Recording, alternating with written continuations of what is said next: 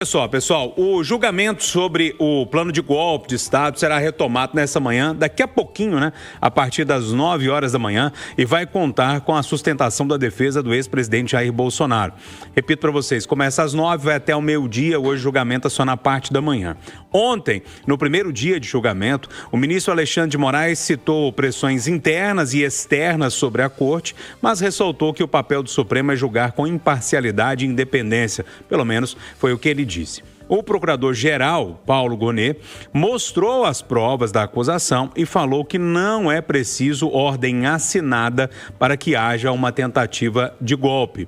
Já os advogados de 4 réus apresentaram as estratégias de defesa e essas defesas não negaram os atos golpistas, mas os advogados tentaram excluir a participação de cada cliente nesse plano para a tentativa de golpe. Eduardo Costa, primeiro dia de julgamento, imaginava que fosse ser um pouco mais movimentado, mas foi muito protocolar em tudo que aconteceu. Bom dia para você. Bom dia a todos. 2 coisas, Júlio. Primeiro, sobre o julgamento em si.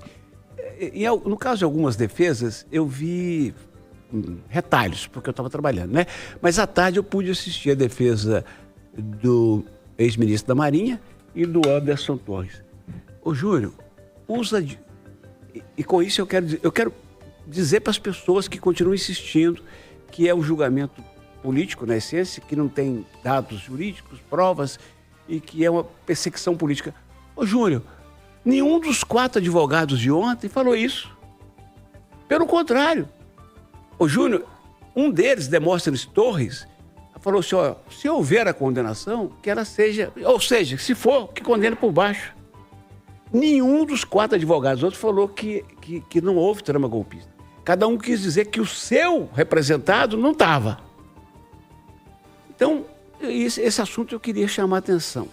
Por falar em Demóstenes Torres, ele lembrou que o general defendido por ele nunca poderia ter feito campanha contra o voto eletrônico, porque ele, Demóstenes, senador em 2011, foi relator de um projeto que queria voltar com o voto impresso e ele negou, ele sepultou o processo, porque ele, antes disso, promotor, recebeu um cidadão que falou que ia matar a família toda porque tinha sido candidato, tinha tido só um voto. Ele, promotor, foi ao juiz da época e o juiz falou, vamos fazer uma recontagem e acharam os votos do cara. Então, ele disse isso ontem lá, que fazer campanha contra o voto eletrônico é burrice. Ele disse. Então, esse é um ponto. Quer dizer, primeiro eu preciso dizer que no primeiro dia do julgamento, o que me chamou a atenção, porque eu estou preocupado com isso. De repente, eu que estou equivocado. Todo mundo falando, isso é cartas marcadas. Ontem eu vi lá os caras, não contestando as provas que foram na casa. E a segunda parte da história. Ô, Júnior, hoje Eustáquio e Kátia fizeram uma belíssima entrevista com o Eduardo Milhomes, um criminalista, e ele respondeu a 2 perguntas que as pessoas mais fazem. Uma, por que Bolsonaro está sendo julgado no STF e Lula não foi? Porque o crime de Bolsonaro envolveu o próprio Supremo. E a sede dos 3 poderes. É um assunto de segurança nacional, é um assunto supremo. Bom, e a outra? Sobre anistia. A gente está vendo os movimentos, o presidente da Câmara atual, um moço muito novo e fraco. Ele está cedendo a pressão de todos os lados. E a turma do Centrão está crescendo. E eu suspeito, Júnior, que essa turma do Centrão está crescendo pela anistia de Bolsonaro e da turma toda, mas não é para defender Bolsonaro. É para garantir Tarcísio, entendeu? Mas então, dentro desse arcabouço que a gente está sentindo de Brasília, a Câmara vai votar e pode até aprovar a anistia, que não passa no Senado. Pois é, aí tem 2 pontos. Só um segundo. E se passar no Senado, fechando a prosa, nós vamos ter outra guerra, Congresso Supremo, Júnior. Então, a pacificação está longe. Diga, Berta, bom dia para você. Bom dia. Eu achei muito interessante suas colocações, Eduardo. Eu gostaria de pegar uma carona quando você introduziu a questão da anistia. Essa anistia, ontem, inclusive Tarcísio de Freitas foi para Brasília, estava no Congresso articulando, mas o Centrão já está tentando, não vai entregar essa anistia de graça. Né? Ele está negociando com Bolsonaro, já foi negociado, está tentando articular e acertar esses detalhes de passa a anistia e ele apoiaria Tarcísio de Freitas como candidato. Sendo que este é um problema que dificilmente passa dentro da família do próprio Bolsonaro, porque ali há uma guerra já aberta pelo espólio eleitoral do ex-presidente, inclusive com os 2 filhos atacando os candidatos, os governadores presidenciáveis. Então, esse aí é o primeiro ponto. E um segundo ponto que você colocou também, que é muito interessante, importante, eu queria reforçar, é o seguinte, você já tem, inclusive o ministro Fux, em 2023, quando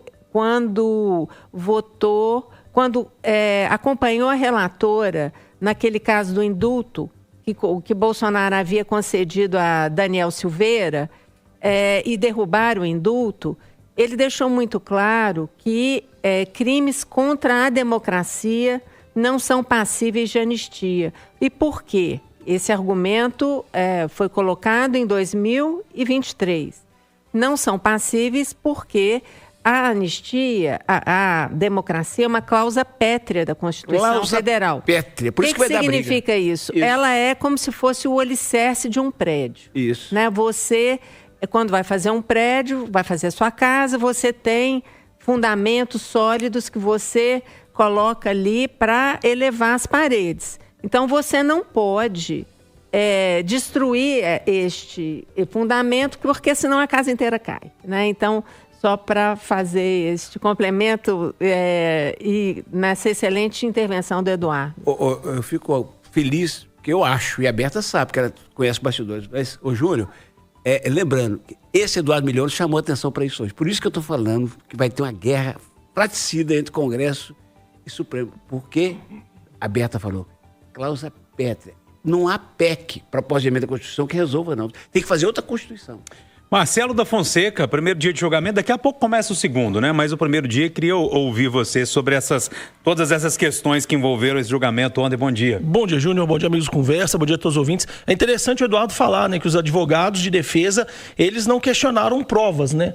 Porque as provas são muito claras, né? Ninguém nega, eu acho que nem o ex-presidente Bolsonaro, nem nenhum dos ministros, né, nenhum dos generais, que o ex-presidente chamou eles lá no Palácio do Planalto, no Palácio da Alvorada, para discutir opções para que ele não deixasse o poder, ou para que o Lula não assumisse o poder em 2023.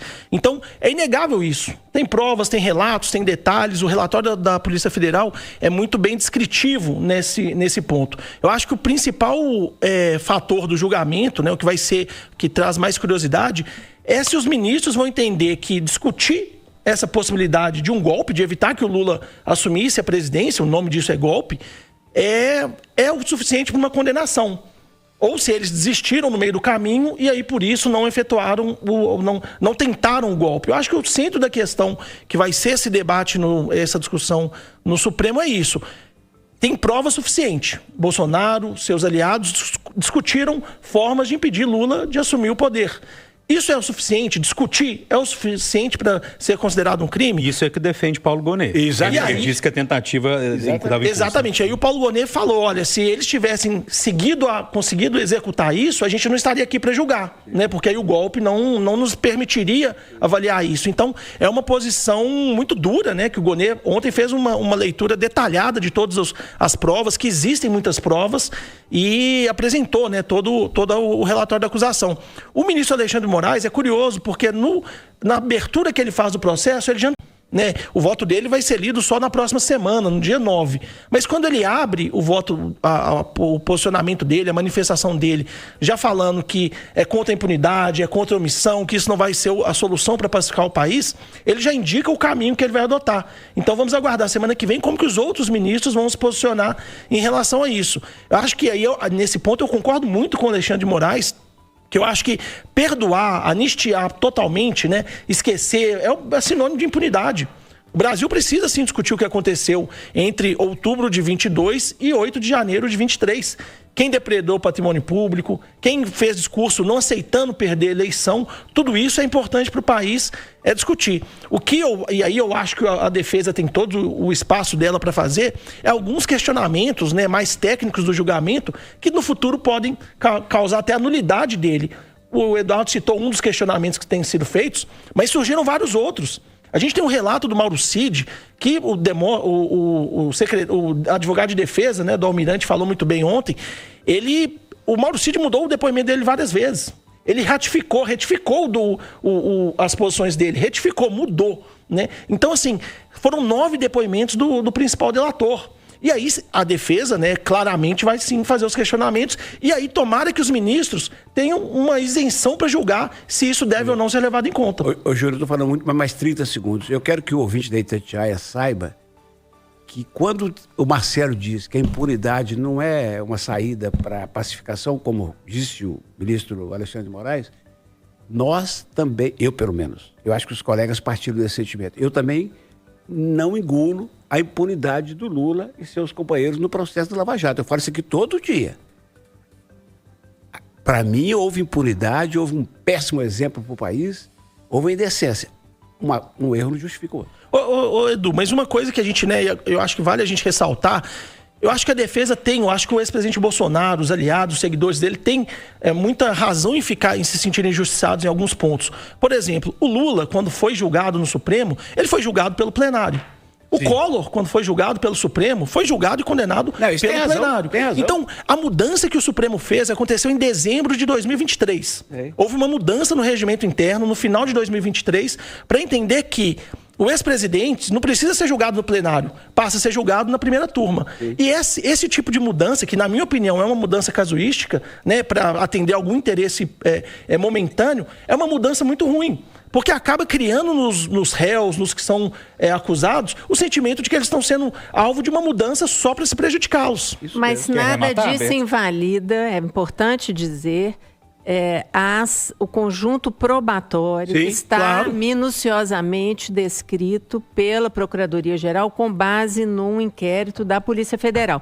Então, acho que é importante lembrar que, segundo a tese da Procuradoria-Geral, é um crime de empreendimento. O que significa isso? Há um contínuo ao longo do tempo que foi sendo construído com vistas a um golpe de Estado. Quando você dá um golpe de Estado, você muda o regime, instaura uma ditadura, e aí o que acontece é que ninguém é julgado, porque aí todo o sistema muda, certo? Então, por isso que a lei que foi sancionada em 2023 pelo ex-presidente da República, Jair Bolsonaro, fala em tentativa de golpe, tentativa de abolição do Estado democrático.